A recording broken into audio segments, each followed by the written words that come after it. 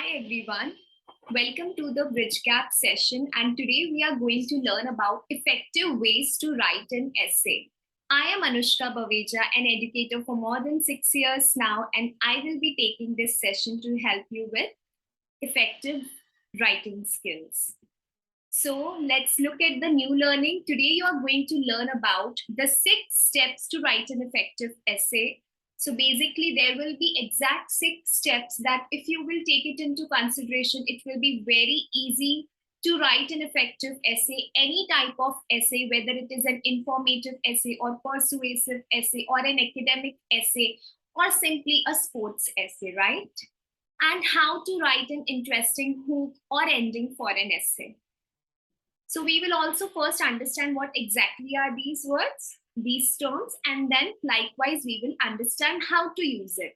Skills and focus, as you can see on your screen, creative thinking skills, right? Because when it comes to writing, apart from critical thinking, the most shouting out is also creative thinking skills, where you have to be very creative that what all thoughts, ideas that you have it in your mind, how you can express it into words, into writing, right? So writing is very important, and we always focus as in shouting out with creative thinking skill as well. And as you can see, communication skills, when we exchange information through listening and whatever the text that you can see or that is displayed on your slides, so that is what, when you are reading, then also you are enhancing or developing your communication skills. So moving ahead, step 1 is read and understand the prompt. Whatever the prompt is given to you, it's a good idea to dissect the prompt into parts. Now, what does that mean? For example, there is a prompt, how is being wise different from being smart? So I know that this is the topic that is given to me to write. I know which are the buzzwords, which are the main words that I have to focus while writing. Buzzwords are first, smart, and the next is wise. So I have to write something related to smart people and wise people. So next, what I will do, I'll just think about how I can, I'll simply try to compare and contrast these words. Okay, smart is something, that there is no such age limit is there. Anyone can smart of any age group. It doesn't refer to experience or knowledge, but yes, wherein wise people, yes, it refers to the experience and knowledge as well.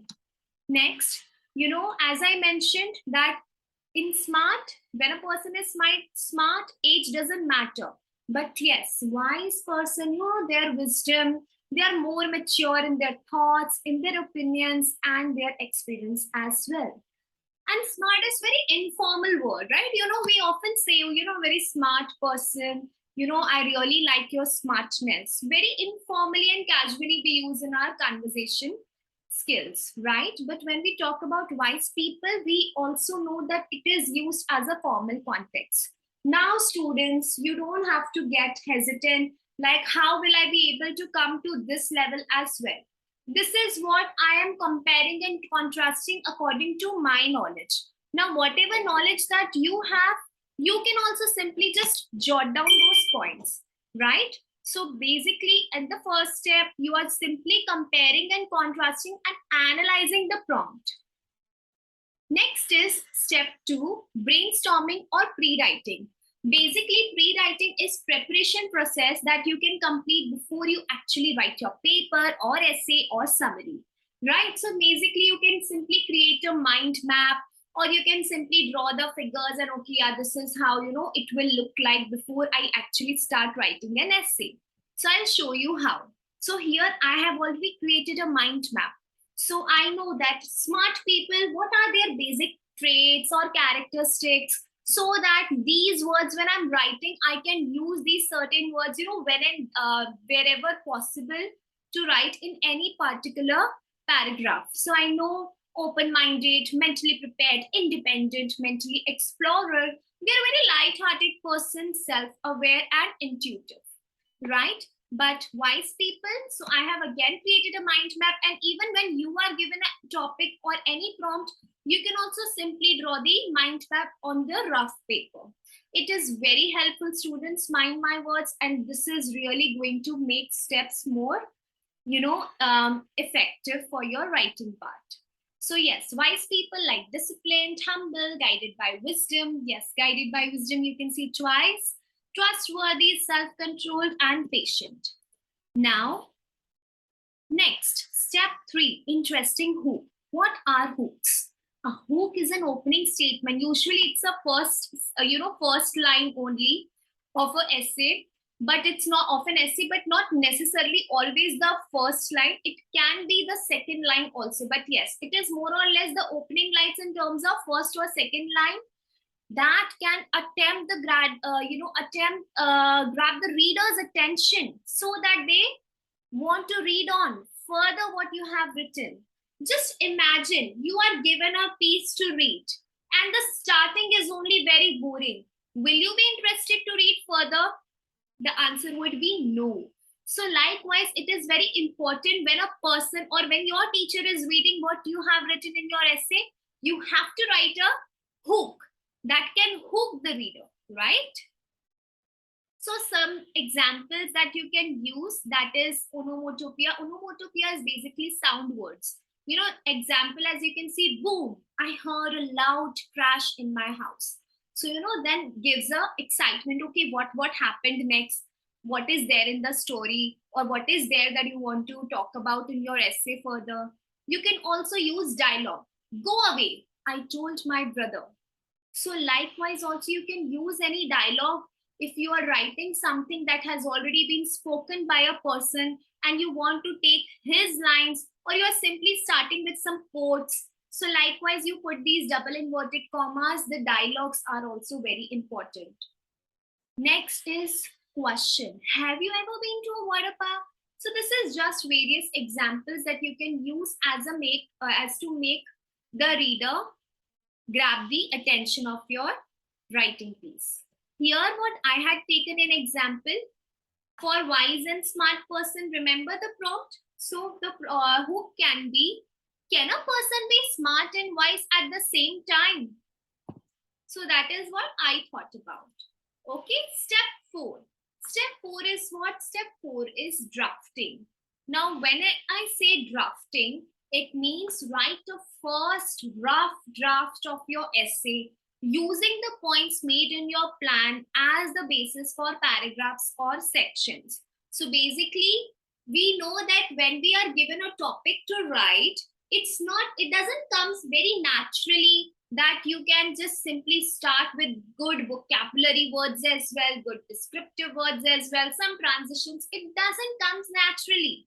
Firstly, you think, okay, let me think about the content, and then I will further think about how to beautify it, right? So that is what we do in drafting also. First, you just make a rough draft that what is actually that you want to talk about in your essay as in terms of content, right? So that is what we call it as draft. So if we see the essay outline, there are the 3 parts, the 3 structures that says introduction, body, and conclusion. Introduction is nothing but your opening lines where you are trying to hook the reader. You are focusing on like what is basically the purpose and outline or the scope of your essay. Body can be divided into 3 parts further, where you are adding the supporting details. 1, supporting details 2, and supporting details 3, right? And conclusion is nothing where you are trying to end end your essay or summarize your points or restate what you had talked about in further or in the initial lines of your essay. So how you want to conclude. So introduction, body, and conclusion. Moving ahead with the topic that I had taken, I just simply wrote what I already knew so that in case when I'm actually writing, I don't want to miss on these further points, right? This specific points that clicked me right away at very moment, right? So yes, this is what I will just simply draft it. Now what I will do, let's go ahead with the next step, editing and revising. This is the most and most important step which, embarks that, okay, that will be the, transition of your, your comparison that you will be able to make. Okay, now this is the jump where now it's time to add something or remove something or modify something or make it more structured, something that I want to really work upon, right? So editing and revising is, as you can see, using arms and cups. I'll tell you what does that mean. But yes, it means that when you take a second look at the words and sentences, you might come across, oh, this spelling was incorrect. Because when I was drafting, I was just simply in the flow of my thoughts and I just kept jotting down. But then when I am actually writing, I got to know, oh, there is a grammatical error. There is some sentence structure problem, right? There is some punctuation missing. Here I wanted to express my idea. Here is something, there is a scope to improve my content. And this is how you edit and revise your lines, revise your ideas. So as I mentioned, revise and edit, what that means using arms and cups. Arm stands for add, where you think that here I want to add sentences in a particular structure, whether it's in the introduction or conclusion or in the supporting details of your body. Or you feel like, no, the word limit was only 250 words, and when I kept writing, I have written 330 words. So how I can, remove certain words that are not needed. Move, that means when I need to change a word, okay, this word is more appropriate in this particular paragraph and it will work better. Or you feel like substitute, trade words or sentences for new ones. For example, I've written that, it was a very happy moment. I can't say that it was a happy. Happy is a very common word. I need to think of something more, like delighted. So I substituted the word. You may say that I am using better words, better synonyms, right? Or you feel like, okay, I can also use some figurative language like onomatopoeia or simile. I can use some metaphors. I can use some personifications to just add more value or more interesting lines to grab the reader's attention throughout the writing one. Next is cups. Cups means nothing but capitalize, where you feel like, okay, here is a proper noun used and I cannot simply use the small letters. I need to, first letter should be capital, right? Usage, like nouns and verbs are correctly used or not. I will check that and I will edit that.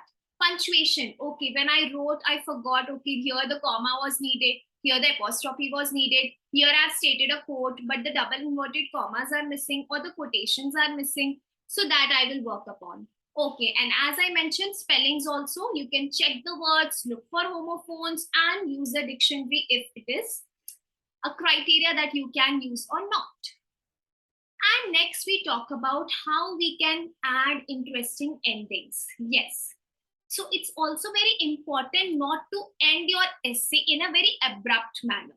The way you tried your efforts to start and grab the reader's attention or hook the reader's attention, it's also important to make the reader satisfied with your essay. Okay, this is how you have summarized.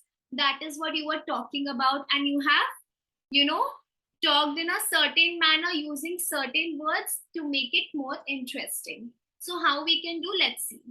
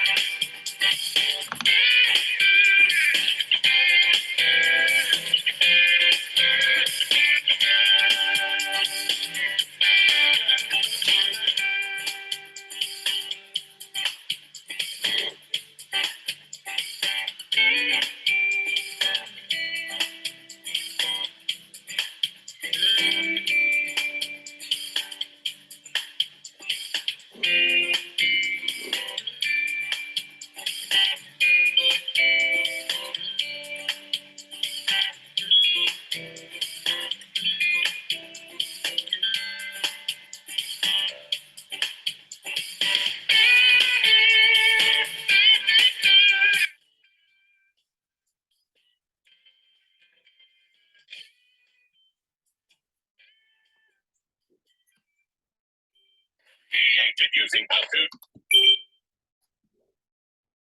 Okay.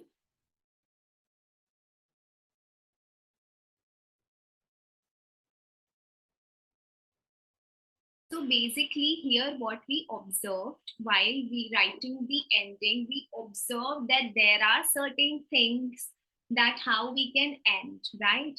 If I had started something emphasizing on my main idea that I wanted to talk about, okay, if it is something related to persuasive essay, right? So I can again make some impactful lines like, wherein this is still not like still you can make your decision effectively and still there is a time and hope to make things with flying colors. So likewise I am making connection with my starting lines and likewise I am concluding the ending lines, or I can also simply summarize my lines as a whole, and that is what I can take in the couple of lines at the end, right? Throughout the essay what I've mentioned using my supporting details, and likewise I can end, or you can simply end by stating your feelings, right? Or something that you still want to instruct your audience or your reader. So it depends upon the type of your essay, how your thoughts, how your supporting details are adding value to your writing, and likewise you can use the appropriate what works best for you, right? So as you can see, I have written one essay taking the same topic into consideration. As you can see here, can a person be both wise and smart at the same time, right? So this was my hook. And further, I have written what all things that I had in mind. After drafting and revising and editing, I got to know, okay, I can replace with some better adjectives, some brilliant adjectives, adverbs, transition words that I can use. Basically, as you can see, when I have to change my thoughts or my structure with a different line, so I use a word, a transition word. That means I'm making a shift from what I said.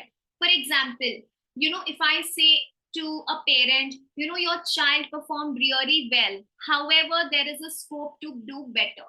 So however is a word that I used to change the thoughts, right? So as you can see in the purple text, here are the transition words like fundamentally I have used, and I've also used thus, furthermore.